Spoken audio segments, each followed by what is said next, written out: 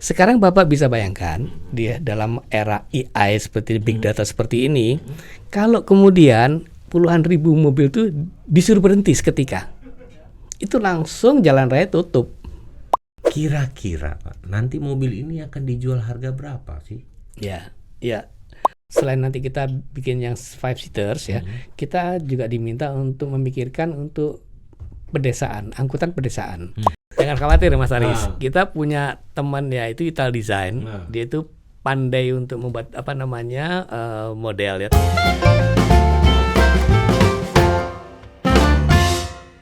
Halo sahabat Kompas.com, ketemu lagi sama Mr. Jambul di podcast kali ini. Nah, kalau sekarang nih lagi zaman-zamannya orang semuanya ngomongin Panji mulu.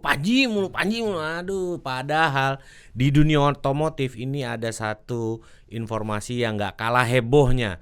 Dan ini pengaruhnya bukan cuman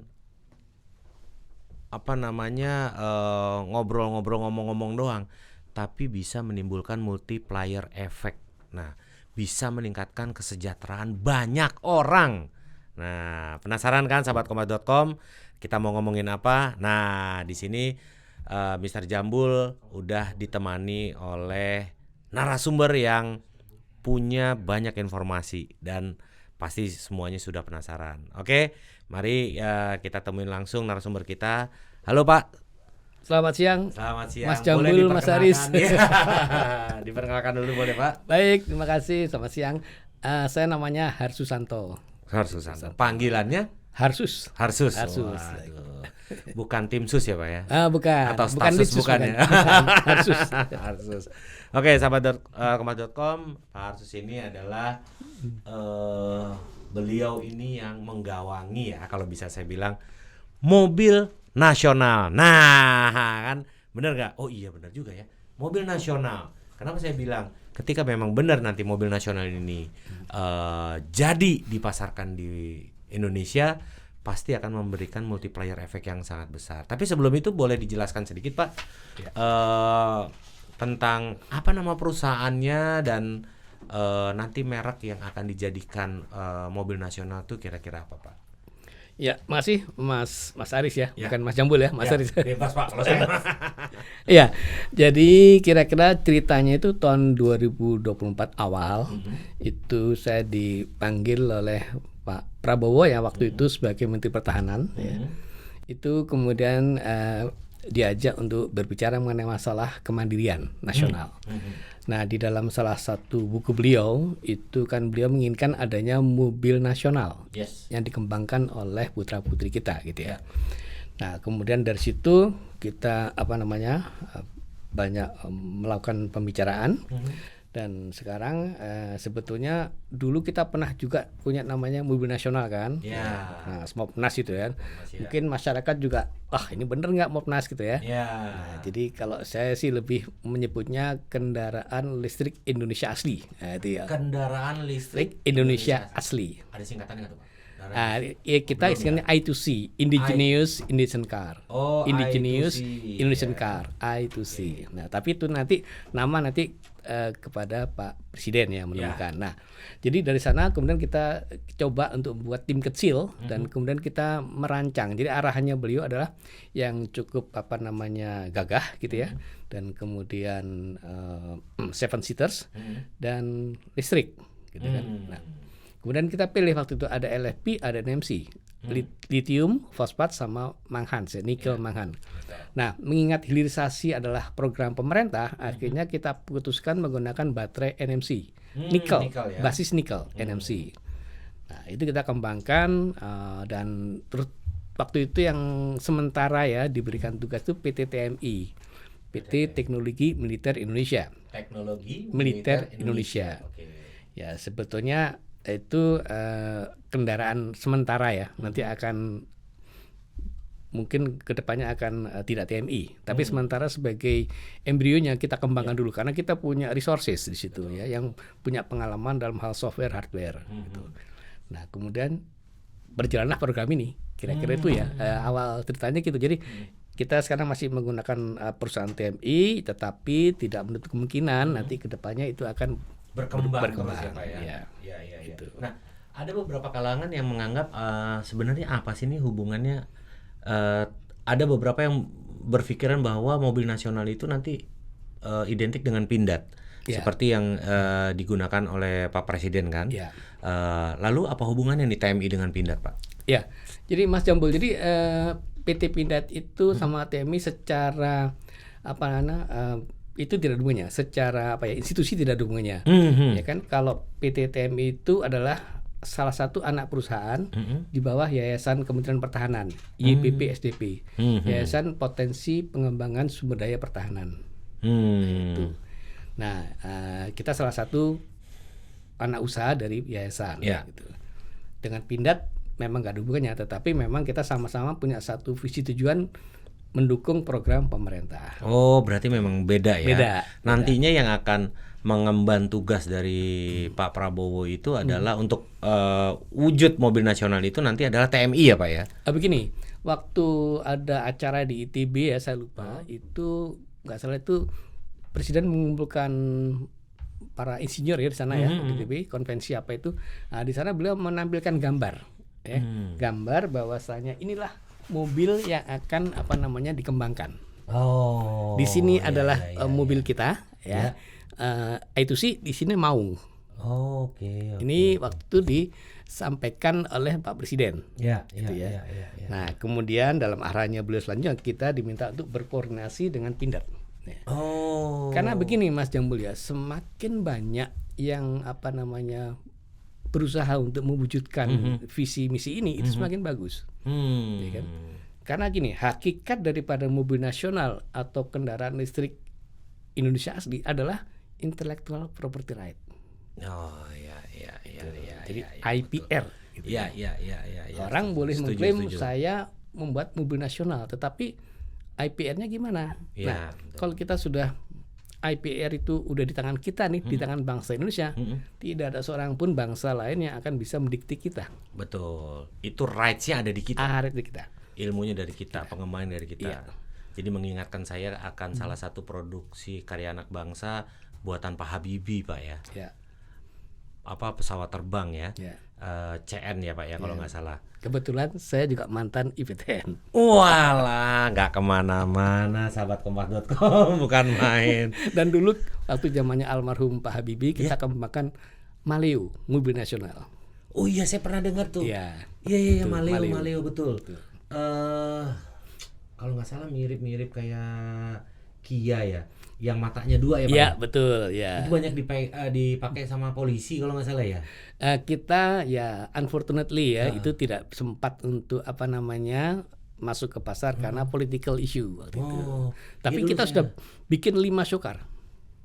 Sudah. Iya. Dengan jenis berbeda. Sama, cuman warna berbeda. Oke. Karena waktu itu ada warna kuning, warna hijau, warna merah. Iya, saya tahu tuh Maleo. Karena pada saat itu saya sering tugas di Bandung kan waktu awal-awal saya berkarir sebagai wartawan. Tugas di Bandung, saya lihat Maleo ini apa ya, saya lihat, saya pengen cari tahu keterbatasan itu dan ya mungkin yang tadi Pak Arsul bilang pantesan nggak keluar informasinya gitu kan. Mostly sekarang tim kita ini adalah juga sebagian besar ex Maleo juga. Turun gunung ceritanya Pak. Tapi berarti kalau dijelaskan secara tidak langsung itu nanti produk I2C itu berarti bukan basisnya sama Maung tuh beda atau sama Pak?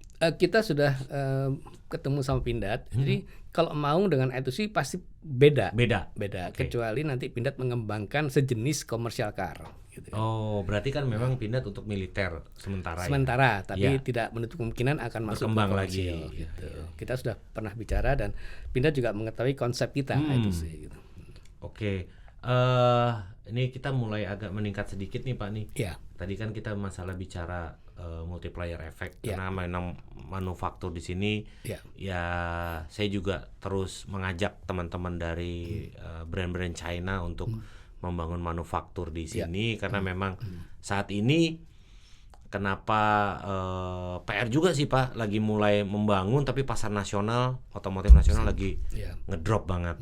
Jadi ibaratnya memang bukan semata-mata insentif yang dibutuhkan, tetapi bagaimana kita membangun daya beli masyarakat ini menjadi lebih baik sehingga ini bisa makmur lagi gitu kan. Nah, ini kira-kira kalau misalnya jadi, Pak, mobil itu akan diproduksi di mana?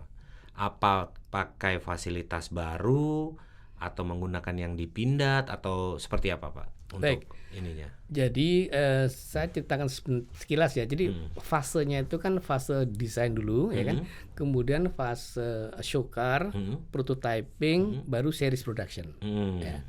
Nah, sekarang kalau kita TM ini dalam fase desain. Jadi preliminary design. Sampai dengan claim model. Nah, setelah itu nanti masuk ke engineering dan kita akan bikin show car dan prototyping. Nah, kalau kita lihat ujungnya series production, waktu saya ditanya sama beliau itu kira-kira berapa output kamu setahun? Saya bilang ya kita nggak muluk-muluk, Pak. Tahun pertama 10.000, tahun kedua 15.000, tahun ketiga 25.000 gitu. Itu untuk apa, Pak? 10.000 itu untuk komersial. Oke. Series production 10.000 unit ya, Pak, unit ya? per Unit tahun. ya, 15.000 dan 25.000. Beliau tanya, bisa nggak 100.000 per tahun, gitu kan? Saya bilang, oh bisa, Pak. Itu kan tinggal nanti kita assembly-nya kita tingkatkan. Cuman masalahnya siapa nanti yang mau beli? Bagaimana cara dia beli? Gitu kan? Karena sekarang kan data Gaikindo kan turun ini kan. Dari wholesaler ke dealer, dealer ke masyarakat turun ini. Turun, betul. Baik wholesale maupun retail ya turun, Pak. Ya. Turun. Nah, jadi dengan kita lihat ini maka sementara ini kita tidak membutuhkan pabrik yang besar. Karena kita butuhkan untuk mengassembly prototyping yang kira-kira 50-60 mobil ya prototyping. Nah, kemudian kita bersama teman-teman survei nih ke beberapa pabrikan-pabrikan. Ya kan, saya nggak sebut namanya, tetapi yang saya kaget ternyata mereka itu kebanyakan idle. Jadi katakan dia pasang kapasitas 100.000 per tahun, 150.000. Itu nggak sampai.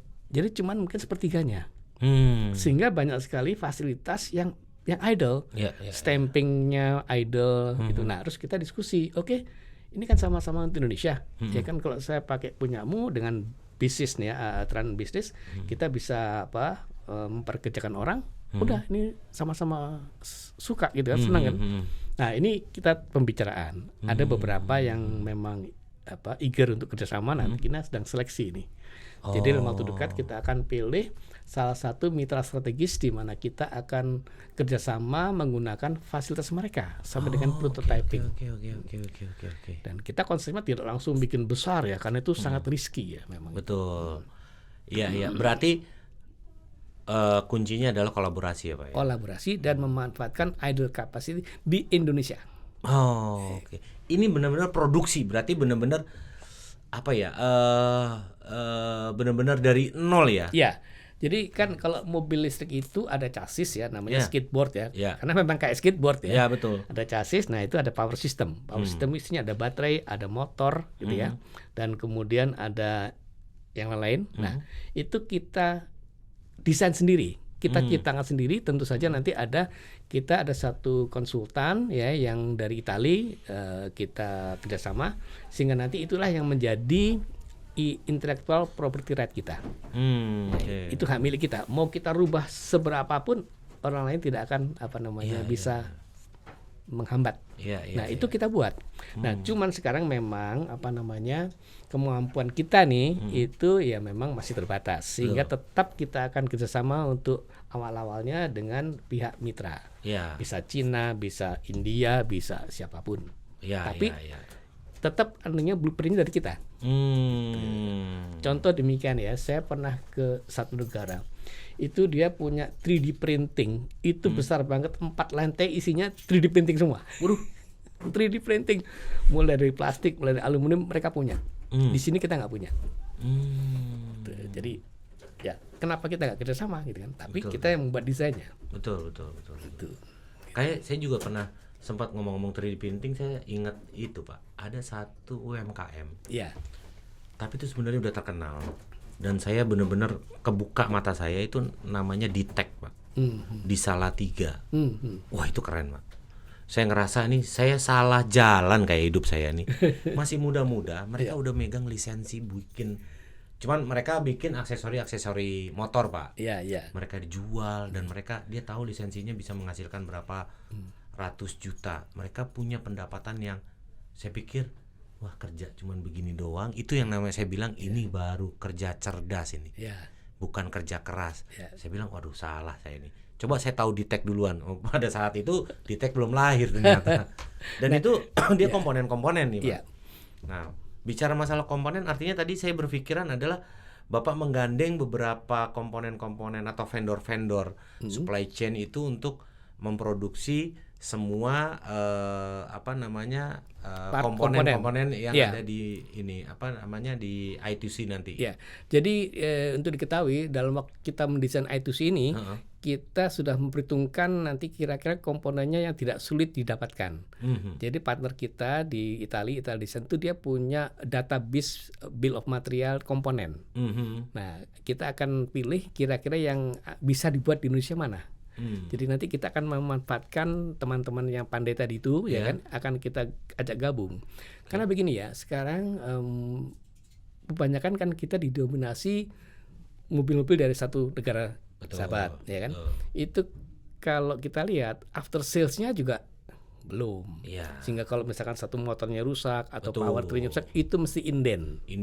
Nah, itu 3 bulan paling cepat, Pak. Inden, bayangkan ya kan. Jadi mungkin karena itulah mungkin orang juga agak enggan beli mobil listrik ya. Itu isu lah ya jadinya kan ya. Itu nanti yang harus kita tangani. Jadi saya pernah bilang, Mas Jambul, membuat mobil itu gampang. Membuat industri mobil itu nggak gampang. Ekosistemnya yang susah. Betul. Karena ya saya juga sempat waktu itu kita bikin sempat FGD ya Pak ya. Saya bilang oke, yang orang-orang ini pemain-pemain baru ini datang dengan produk-produk CBU ya kan, jual after salesnya gimana nih? Dealer-dealernya gimana nih? Ya kan? Nah nanti saya sempat ngomong waktu itu Pak Riyatno dari BKPM, saya bilang, mereka sudah CKD loh, bener, mereka hanya merakit di sini, tapi tidak manufaktur, tidak membangun. Anytime hitung-hitungan dia kayaknya gue nggak cuan lagi nih di sini, ya kan, gue hengkang deh. Dan kejadian loh Pak, 2 bulan setelah itu merek Neta hengkang dari Indonesia, cuman 1 tahun Pak. Saya bilang, saya saat itu rekamannya ada. Saya bilang, saat itu, saya bilang saya mewakili konsumen. Berapa Neta sudah menjual produknya? Ribuan. Terus ketika Neta pergi dari Indonesia dan di China pun dinyatakan bangkrut, apa nasib mereka? Saya bilang gitu. Nah, jadi jangan sampai saya dulu bilang, janganlah Indonesia ini dijadikan bantar gerbang gitu loh. Iya kan? Banyak mobil yang di sini cuma dijual-jual doang, terus yang tadi saya bilang makanya kalau mau beli mobil lihat dulu lah after salesnya. Ya kan, sekarang saya mau beli mobil listrik murah, oke murah bener. Saya jalan dari Jakarta Semarang, tiba-tiba di Tegal mobil saya error, mau kemana saya? Bingung kan? Nah itu dia kayak faktor-faktor itu. Tadi balik lagi ke masalah komponen. Bapak udah sejauh ini udah bicara sama asosiasi atau seperti Giam gitu mungkin? Kita bicara bicara, dan memang karena sekarang kita juga belum frozen desainnya, jadi mereka juga belum bisa mengantisipasi kira-kira seperti apa. Tapi dalam waktu dekat ini kita akan bikin bill of material ya, bill of material nanti akan kita share ke teman-teman yang lokal industri, yaitu mana yang bisa dibuat. Memang kan begini ya, ini ada industri mobil, ini ada after sales, ini ada penjualannya kayak gitu-gitu kan. Itu semua kita desain karena memang jangan sampai nanti konsumen ini merasa kesulitan. Betul. Itu kunci kita, dan pasti kita akan kerjasama dengan lokal. Para UMKM harus ikut. Nah makanya nanti strategi untuk assembly line itu mesti kita pikirkan. Kalau kita maunya semua robot, maka penyerapan tenaga kerja juga pasti akan sedikit. Betul. Ya masih akan harus di mix ini. Karena operator nggak sebanyak yang dia bisa orang langsung yang kerja kan. Betul. Jadi nanti akan di mix. Tetap kita employment orang itu harus kita pertimbangkan. Tapi di sisi lain supporting industrinya ini harus hidup, ya kan. Bayangkan kalau sekarang ada 100.000 mobil listrik, ada industri lokal yang mendukung, kan itu hidup gitu. Gitu. Makanya itu yang kalau sekarang CKD Pak, memang ngerakit, cuman ya semua yang dirakit asalnya dari sana semua, Ya. yang dari sini nggak ada. Nah Ya. makanya saya bilang multiplier effect itu Ya. sangat penting. Nah kalau boleh tahu kira-kira targetnya dari I2C ini untuk TKDN itu berapa persen, Pak? Kita Untuk awal-awal. TKDN begini, dalam satu mobil listrik itu baterai sendiri saja itu sudah sekitar 35 sampai 40%, Ya. ya kan ya. Nah, kalau nanti yang akan diresmikan nanti itu yang di Kerawang ya, CATL sama siapa itu Ya. dia bikin baterai NMC itu Ya. sudah dianggap 40% lokal konten, Yes. ya kan. Jadi kita dengan asumsi itu, asumsi kita TKDN bisa 60 sampai 70% in the beginning. Oke. Memang nggak muluk-muluk ya Pak ya. Nggak Kalau muluk-muluk. misalnya listrik ya memang susah sih untuk Ya. langsung 100% Ya. produk Indonesia, paling tidak ya baterai memang sudah 40% sendiri Ya, yang kandungan ya. lokalnya karena ada di CATL induknya kalau nggak salah ininya Catip ya kalau nggak salah Ya. namanya. Ah, Itu udah bisa diklaim bahwa itu 40%. Artinya sisanya itu dengan yang part yang lain-lain ya Bisa. mungkin kayak motor listrik masih impor-impor gitu ya. Belum ada yang bisa bikin sini. Iya, betul, Tapi betul. stamping part kita bisa. Ya, Harnessing ya. kabel kita bisa. Betul. Bisa. Berarti untuk target awal nih produknya nanti kira-kira 80% ya Pak ya? 70 apa 80? Iya, kita 60-70% Oh, 60 di awal. 70 awal ya. Awal. Untuk model yang awal pertama Iya, ya. karena nanti Oke. kita di tahun kedua atau ketiga kita akan bikin model yang kedua. Karena kalau nggak oke. gitu kan nanti orang bosen ya. Jadi setelah ada I2C mobil yang sekarang 7 seater, kita di tahun 2 akan keluarkan yang 5 seater. Oh, oke. Itu. Berarti yang pertama tadi yang 7 seater dulu Pak Iya, ya. 7 seater. Oke. Ini R&D-nya di mana Pak kalau boleh tahu? Ada di kita di kantor TMI. Oh, di kantor TMI. Iya. Wah. Dan kita juga melibatkan begini, universitas ya kan sama lembaga lain. Jadi kita ada ITB, ada ITS, ada UI gitu ya. Motor-motornya ya, mereka dilibatkan untuk apa? Yang akademisi?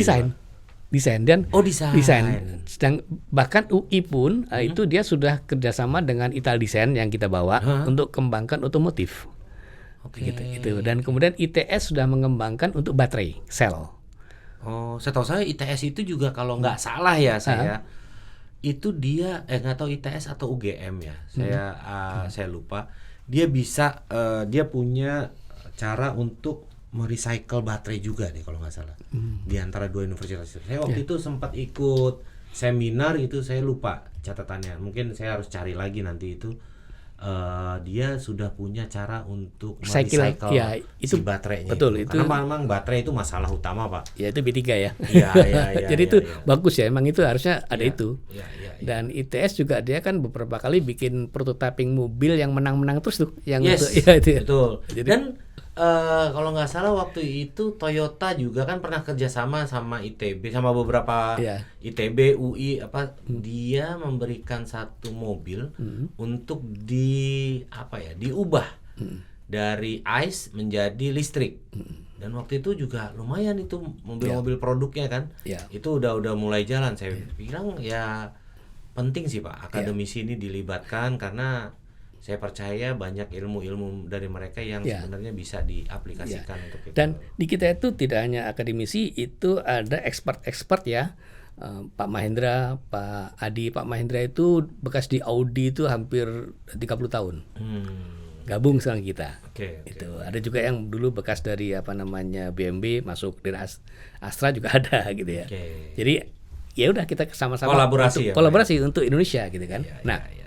nanti akan saya sampaikan betapa strategiknya mobil listrik Oh. gitu ya. Mas Jambul, ini ada satu yang harapannya pemerintah juga memikirkan ya. Nah, Jadi sekarang ini puluhan ribu mobil listrik yang dari negara lain. betul. Ya. Itu semua data centernya itu tidak di Indonesia, tapi di negara sana. Negara asalnya. Ya, sekarang Bapak bisa bayangkan dia dalam era AI seperti big data seperti ini, kalau kemudian puluhan ribu mobil itu disuruh berhenti seketika, itu langsung jalan raya tutup. Itu Dari bisa, sana bisa langsung? bisa. Dan itu udah ada Pak. Ngeceknya gimana ya? Ya, data Karena saya punya mobil listrik loh Pak. Jadi serem Pak, gitu. di negara asalnya, Aha. Bapak kalau kemudian mogok dimanapun, itu mereka tahu. Oh, mobilnya Pak Jambul mogoknya di daerah sini. Itu mereka tahu, kedetek. Oh. Nah, apalagi dengan listrik ini ya kan ya, semuanya electrical. semua itu bisa Semuanya dikendalikan. komputer. Dikendalikan. Jadi ini yang kalau saya boleh menghimbau ke pemerintah atau ke Kemenperin segala macam, persyaratannya kalau mereka membangun di sini data centernya pindah ke sini. Data Data harus centernya diminta ke sini. untuk mobil semua pindah. Itu berarti sebenarnya kewenangannya ada di ATPM-nya, Pak ya? Ya kewenangan kalau regulasi ya di pemerintah. Iya, tapi setiap ATPM ya mereka punya tanggung jawab Iya, atas itu iya kan? betul. Dia persyaratkan aja di sini. Oh, Itu satu. Itu sampai seberapa bisa mereka mengontrol mobil yang ada di sini, Pak? Contohnya demikian, Pak. Hmm. Ya kan, energi listrik kita nih, itu kan bisa dimatikan dari luar. Ya, gitu kan. Kalau dia nggak betul-betul tidak melindungi. Iya, Ya. iya. Apalagi mobil itu semuanya dari mereka, powertrain, kemudian kontrol sistem adasnya semua dari mereka, ya. Oh, mereka langsung dari switch Bisa. dari sana. Bisa. Oh, jadi saya ingat ini, Pak. Artinya benar itu mungkin terjadi ya. Saya nonton Fast and Furious yang ke berapa ya? Yang ke 7 apa ke 8. Semua mobil listrik itu dia ada hacker. Dia buka komputer, semua mobil yang lagi parkir di switch sama dia bisa jalan. Itu mungkin terjadi. Makanya kenapa yang namanya kendaraan listrik indigenous ya, nasional itu selain intellectual property right-nya di sini, semua data center kita harus kontrol. Harus. Itu namanya kemandirian. Ya. Itu satu nih. Yang kedua, mobil listrik ini kan baterai berjalan, itu energi, ya kan? Katakanlah kalau yang di I2C 80 kWh baterainya. Ya. Bapak bisa bayangkan ya kalau kita punya 1000 mobil 80 berarti kan 80.000 kWh, ekuivalen 80 mega. Kalau 10.000 800 mega. Diperintahkan, oke sama-sama sekarang kamu charging, masuk ke grid PLN, itu apa nggak shutdown? Nah, hal seperti ini harus dipikirkan. Iya. Jadi nggak boleh loss semua masuk Indonesia bebas begini. Harus ada yang mengatur. Strategi banget ya. Ya. Jadi nggak cuma jual mobil doang nih, Pak. Iya. Karena kita era listrik. Betul. Itu baterai berjalan loh, itu energi listrik berjalan loh. Mobil itu. Semua harus kita atur. Nggak Ya bisa. bahkan kalau misalnya di rumah mati lampu tuh kan, karena saya ada mobil listrik, wah baterainya masih gede, ya udah kadang-kadang, waduh, ini udah baterai udah mau, ini ada alat V2L-nya yang mengkonversi bahwa saya menggunakan baterai itu untuk keperluan rumah tangga gitu kan, untuk lampu yang ini, terus yang penting kan handphone ya, kadang-kadang handphone nggak boleh mati nih untuk komunikasi dan lain-lain, apalagi anak saya bawel banget itu. Jadi kita bisa menggunakan itu, mengkonversi yang tadinya kita ngisi karena mati lampu, kita bisa menggunakan itu sebagai sumber energi listrik yang kita bisa pakai untuk lampu cadangan, terus ngecas HP gitu kan. Jadi ada plus minusnya. Plusnya manakala kita butuh listrik, itu semua bisa dimasuk ke SPKLU untuk masukin dayanya ke grid PLN. Tapi negatifnya kalau dibuat yang disabotase, itu juga bisa gitu kan ya, jadi bahaya. Wah, serem juga ya.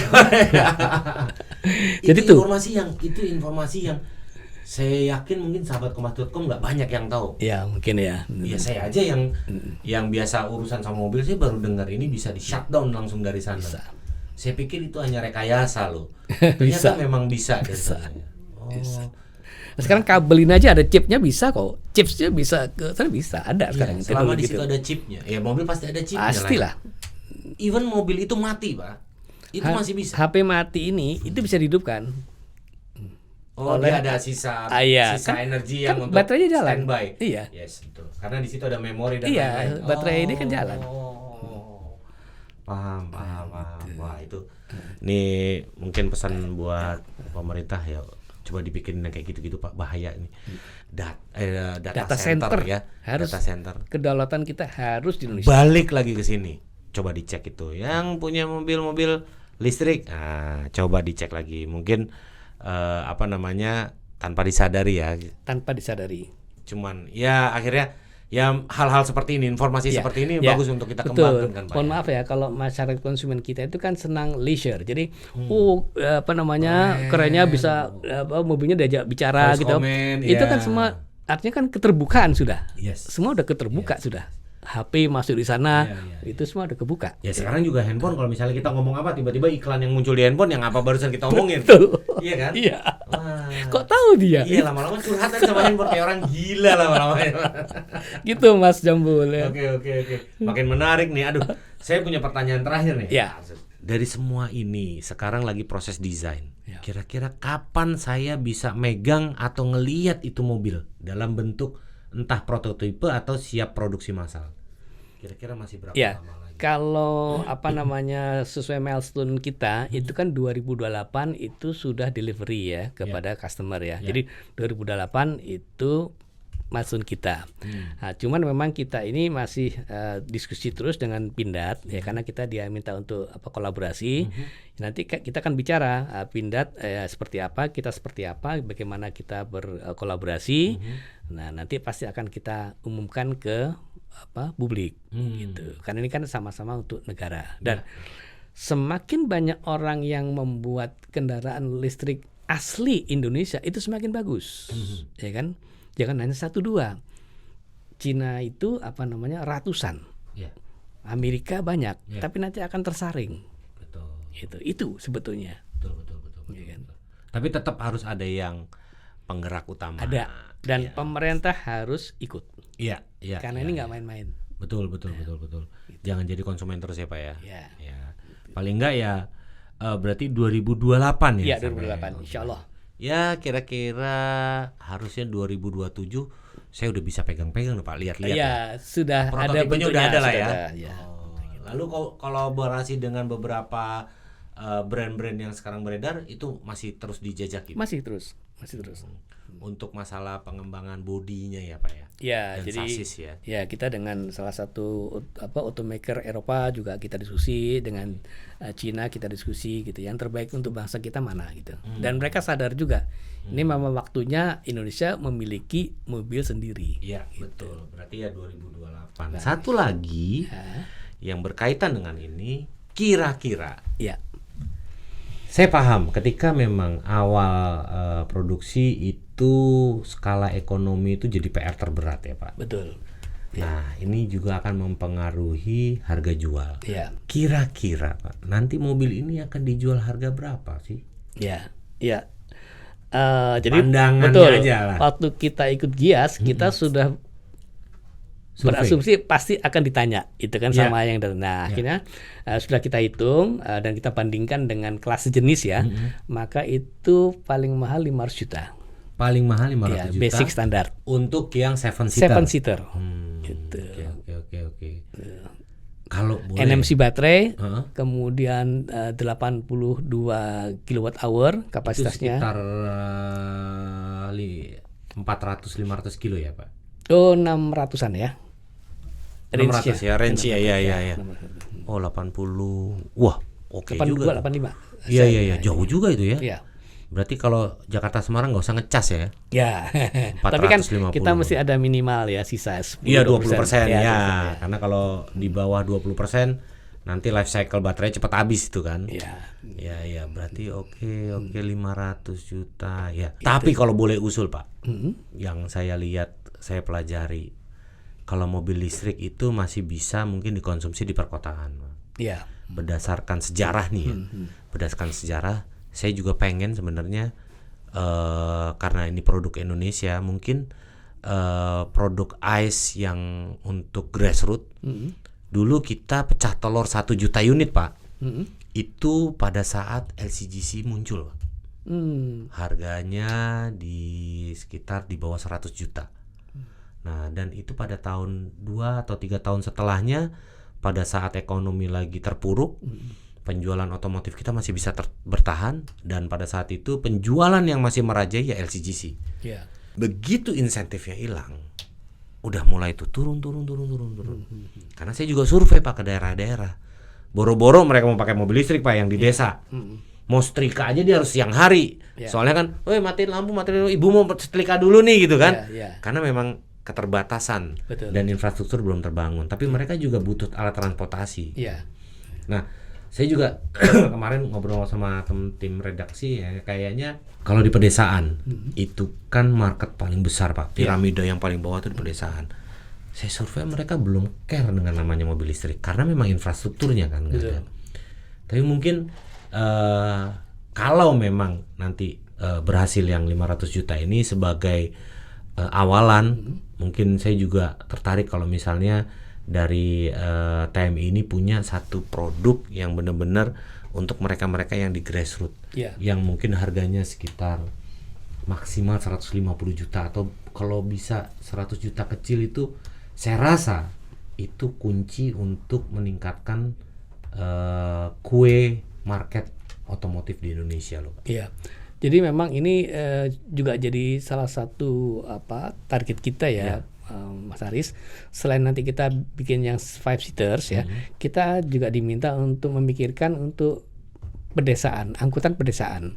Nah, tapi tadi jangan sampai nanti teman-teman yang di desa itu kesulitan untuk charging, ya kan? Iya, itu Pak, dia kan. Jadi apakah benar. nanti pakai hybrid atau segala macam kita pikirkan. Yang paling memungkinkan, ya kita tahu sekarang ini bumi sudah mulai polusi dan lain-lain udah. Tapi kan bukan listrik semata-mata ya. Karena listrik juga kita belum benar-benar zero emission untuk listrik ya Pak ya. Karena asalnya juga bukan yang dari terbarukan, yang diterbarukan. Tapi kita bisa mengurangi dengan hybrid. Toh juga kalau saya lihat hitungan-hitungannya satu mobil listrik dengan beberapa mobil hybrid juga udah ketemu nih. Iya kan?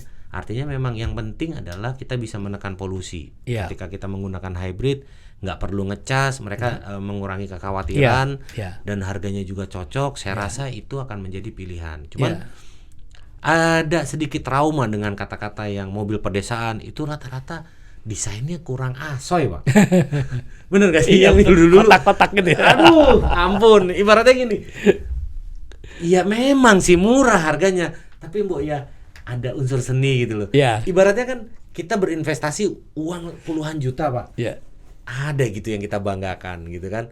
Oh, keren loh mobil saya loh. Walaupun harganya murah keren loh gitu. Jangan khawatir Mas Aris. Kita punya teman ya itu Ital Design. Dia itu pandai untuk membuat model ya. Tapi kita yang berikan mereka identitas, brand identity.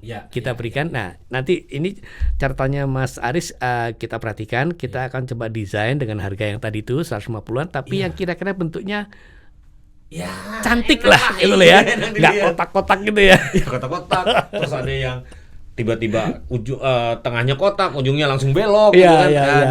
Itu kalau Ital Design saya yakin karena seperti Pininfarina yang lain-lain itu kan juga dari sana taste-nya oke gitu. Bahkan yang dari Eropa itu banyak desainer-desainer yang diambil oleh China untuk menjadikan mobilnya di sana. China, terus Korea, mereka give up dengan desain mereka yang sendiri-sendiri. Kita juga nggak menutup kemungkinan. Tapi begitu Pak Arsus bilang kita menggandeng Ital Design, wah udah berbentuk lah. Terima kasih nih masukannya.